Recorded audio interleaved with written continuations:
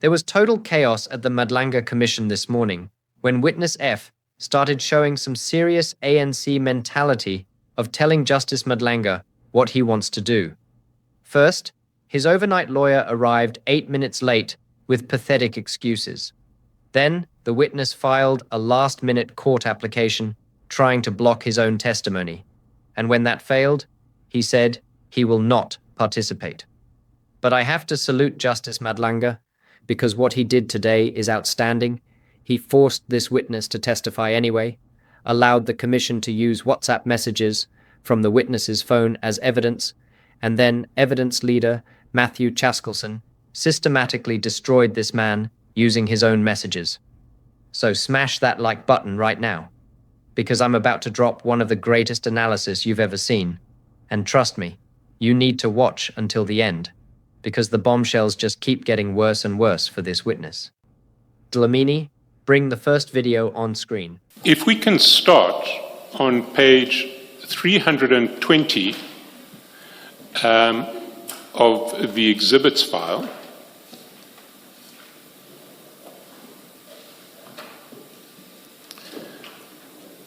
And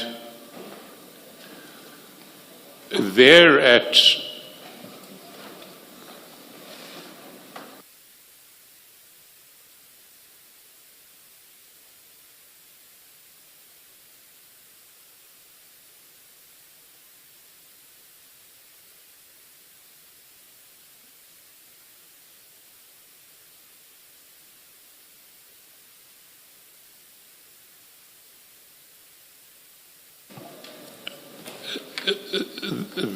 page 320 on the 5th of July 2023 at 18:43:47, General Sabia sent you an address. I don't want anyone to mention that address because it's a private address, and it's redacted here. But if you want to confirm, that's the private address of General Sabia. If you don't want to confirm, I won't have that as, I'm happy to make that the second of my questions. But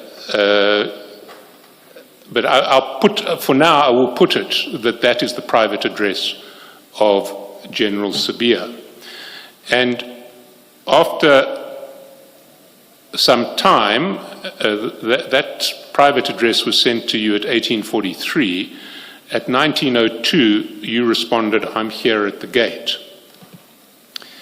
And just to clarify that it is indeed the private address of General Sabia, I'd like you to go to the annexure bundle, the annexure to exhibits bundle at page 145.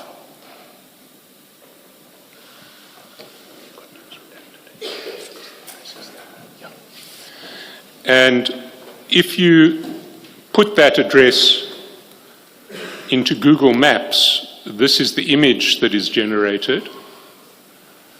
And if you go to the preceding page, at annexure page 144,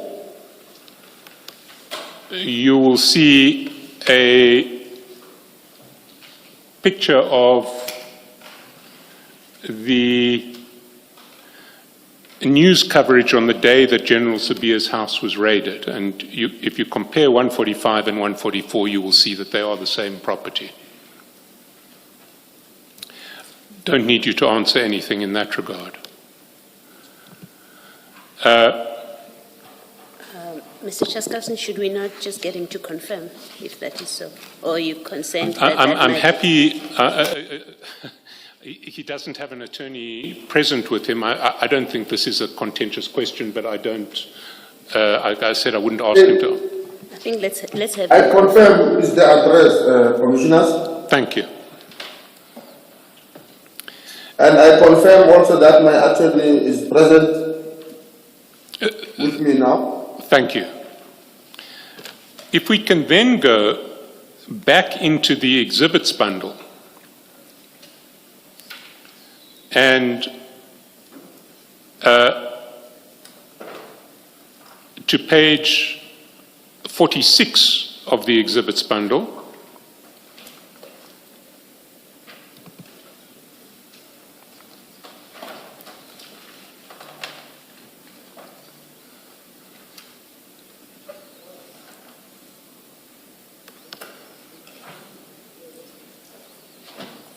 And I'm interested in a chat or message that you sent to Kat Matlala on the 4th of March 2024 at 8:21.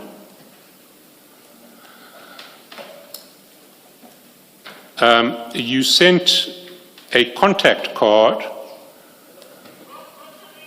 and at Annexure 9, Annexure to Exhibit Bundle, page 9, that contact card is exhibited, and it is a contact card for General Sibiya. Hold on. Did you catch what just happened there? Evidence leader Chaskelson just proved two massive things. Number one, on July 5th, 2023, Witness F went to General Sibiya's private home, not his office, his actual house. And guess what? That's the same house that got raided by police. So this cartel middleman has personal access to the corrupt general's private residence. And number two, on March 4th, 2024, Witness F sent Kat Matlala, who's an alleged Big Five cartel member.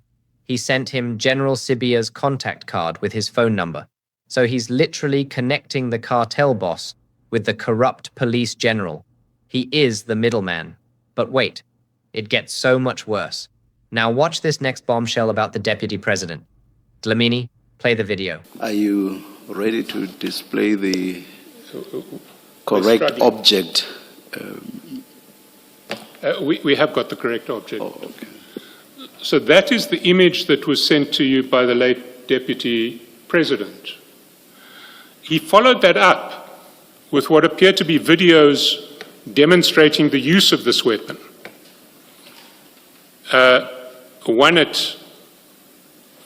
Both sent to you at 11:33:37 on the same day, like a second later after the image. Can we show those videos?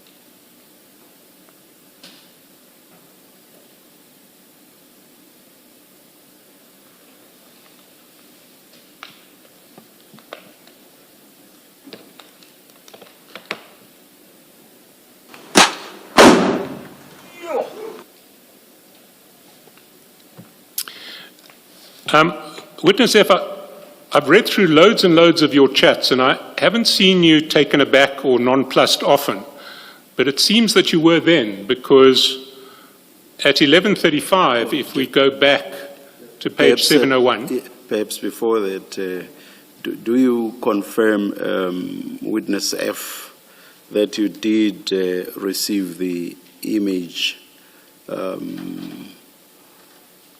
at 11:33:37 a.m. on the 15th of November 2024? Do you confirm that you did receive that? I confirm, Commissioners, I did receive it. And do you also confirm that you received it from the late Deputy President Didi Mabuza?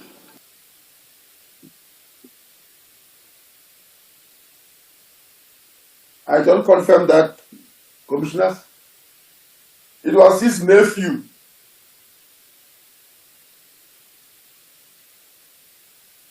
His nephew. But he's listed in your phone as Comrade Didi Mabuza, Deputy President. I confirm that, Commissioners. And you're saying that his nephew use the Deputy President's phone to send you those images?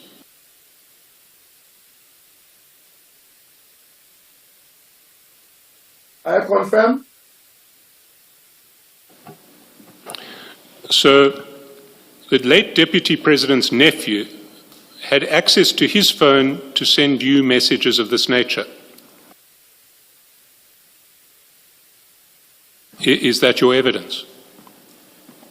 It is not my evidence. My evidence is they were planning to bring these guns from somewhere to South Africa. They wanted to bring it on the market.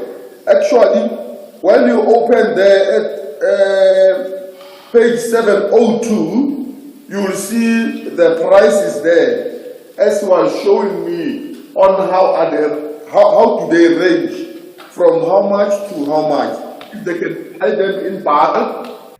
Okay, stop right there because this is absolutely insane. On November 15th, 2024, Witness F received messages about 750 illegal military shotguns, Mag-7 close-quarter combat weapons. And the messages came from a phone that he saved in his contacts as, quote, Comrade D.D. Mabuza, Deputy President, end quote. Now here's where it gets crazy. D.D. Mabuza was South Africa's Deputy President from 2018 to 2023, but he died on July 3rd, 2025. So these messages in November 2024 came 4 months after the Deputy President died. And Witness F is now claiming, oh, it wasn't actually D.D. Mabuza, it was his nephew Spiwak using the dead Deputy President's phone. But why would you save the nephew's number under the Deputy President's name? That makes no sense. Now watch how Madlanga destroys this ridiculous story. Bring the video, Dlamini. So, Madlanga just destroyed his first excuse. Witness F tried to say, oh, I can't tell you who the nephew is because of family fighting over inheritance. And Madlanga basically said, that's none of your business. That's not a reason to refuse answering. You have a legal obligation under Section 6 to answer satisfactorily. So, he was forced to reveal the name Spiwak Mabuza. But here's the thing. Why would you save Spiwak's number as Comrade D.D. Mabuza Deputy President? That's a very deliberate choice. You're using a false name, and not just any false name, the name of South Africa's former Deputy President. Now watch what happens when Madlanga pushes him on this. This is where it gets really good. Dlamini, show us the destruction. Did you hear that warning from Madlanga? Quote, remember it's a matter of relative ease to establish whose phone it is or whose name it's registered in, so be careful of your answer. End quote. He's basically saying, we can verify this, we can do a 205 check, we can find out whose phone this really is, so don't lie to us. And the witness is sticking to his story, saying, yes, you can check, it's Spiwak's phone, not D.D. Mabuza's phone. But he still can't explain why he saved it under the Deputy President's name. Now watch the Commissioner push him even harder on this. Bring it, Dlamini. Well, let's take these chats one at a time before we get to page 702. But before we start going through the chats one at a time, I just want to clarify what it is that you're saying. This message, as I understand it, was sent to you from the late Deputy President's phone. Is that correct? Can I repeat that? The message was sent from the phone of the late Deputy President. From the nephew's phone. From the nephew's phone. That's correct. But you saved the nephew on your phone as Comrade D.D. Mabuza, Deputy President. That's correct. Why do you save the nephew's phone under the name Comrade D.D. Mabuza, Deputy President? That is how I felt I should save it. Who is the nephew?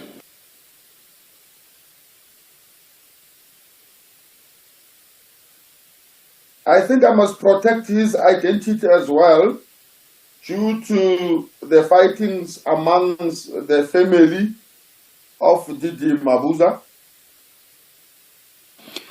Witness F, Witness F, remember that you have a legal obligation to answer questions satisfactorily. You remember Section 6, it covers that as well. That's not answering satisfactorily.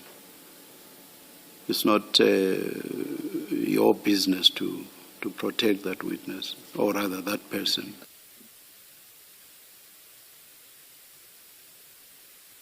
And what is the fight you are referring to about anyway?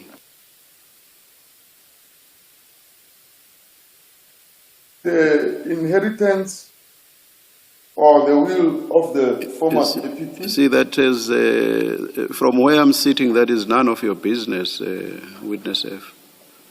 And certainly it's not a matter that should stop you from answering Mr. Shaskalson's question. So please answer the question. It's Spiwe. Are you kidding me? So the commissioner literally tells him, please don't say you just felt like it. That's not an answer. And what does this man say? Quote, I just felt like saving him like that because he was always talking about his uncle Didi Mabuza. This one is obsessed with Didi Mabuza. Let me save him like that. End quote. That is the most ridiculous excuse I have ever heard in my life. You're a police officer. You get messages about 750 illegal military weapons worth up to 11.6 million rand, and you save the contact under a false name using the deputy president's identity because the guy talks about his uncle a lot? Come on, man. That doesn't make any sense. You saved it under a false name to hide who you were really dealing with. Now let me show you the details of this arms deal because this is shocking.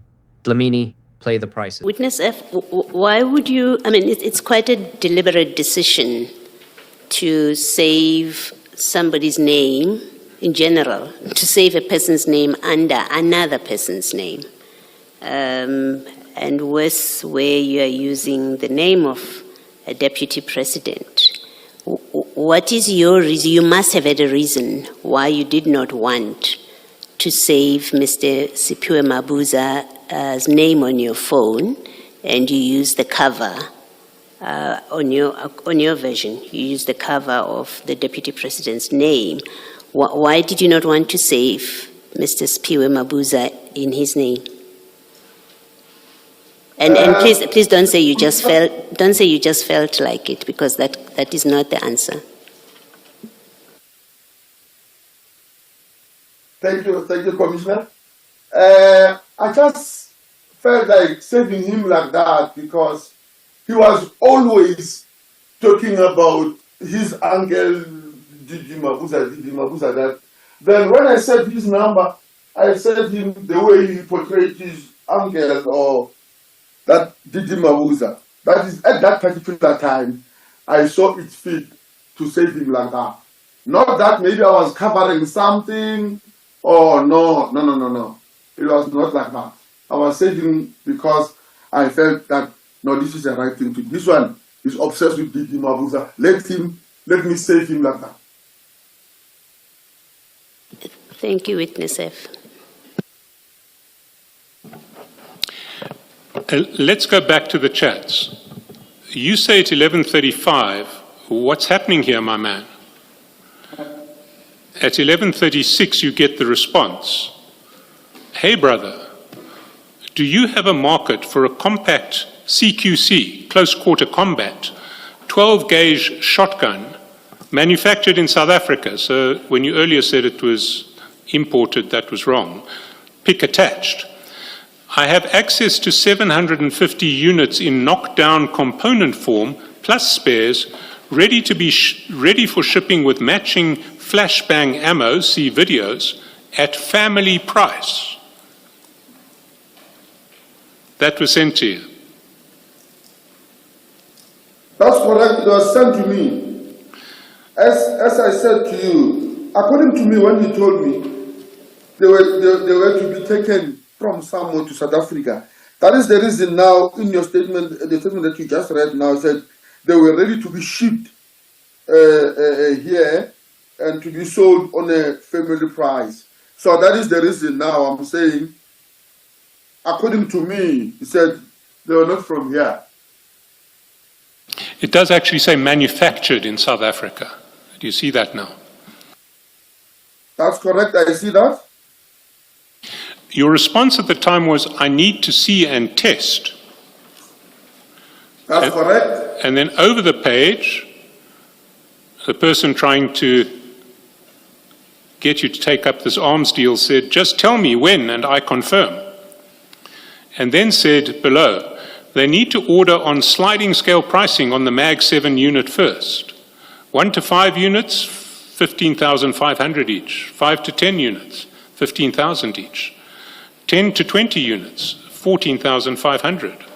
20 to 50 units, 13,750 each. 50 to 100 units, 12,500 each. 100 to 200 units, 11,000 each. 200 to 500 units, 8,750 each. 500 to 750 units, 7,500 each. And we have a percentage success fee built in on our side. That was sent to you.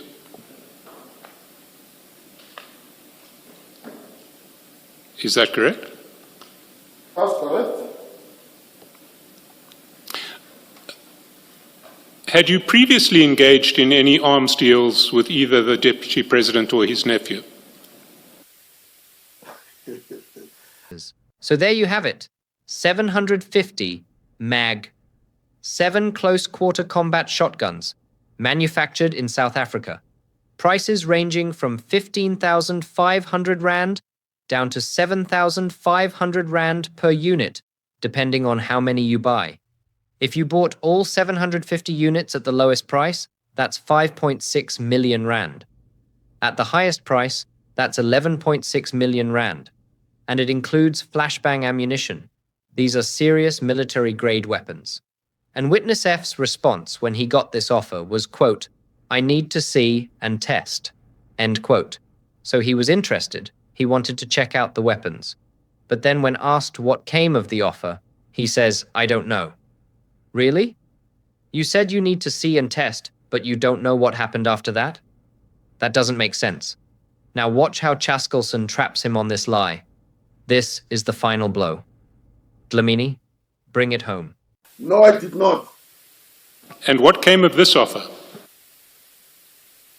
I don't know. Well, you said, if we go back up to page 701, at 11:37:41 at 15th November 2024, I need to see and test. Did you make arrangements to see and test?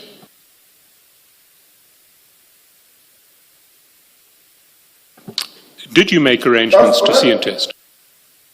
And what happened when you saw and tested? Okay, maybe I can explain this. One of my hobbies is a dedicated sports shooting. I'm into firearms. I like firearms. Now, when he sent me this, he sent me, or he sent to me, knowing that one of my hobbies is dedicated sports shooting.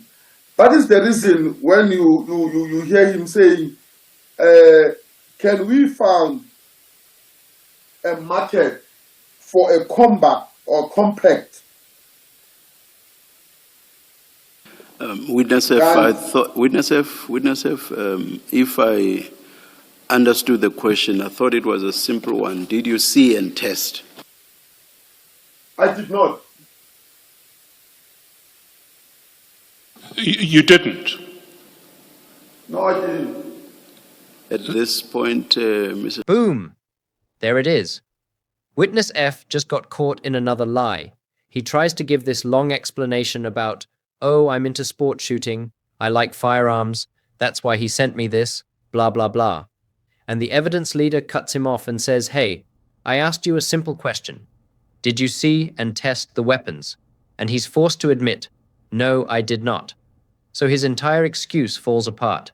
He claims he was just interested because of his hobby, but then admits he never actually saw or tested the weapons. So why did you say, I need to see and test, if you never followed through? Either you were seriously interested in buying illegal military weapons, or you're lying right now about not following through. Either way, you look guilty as hell.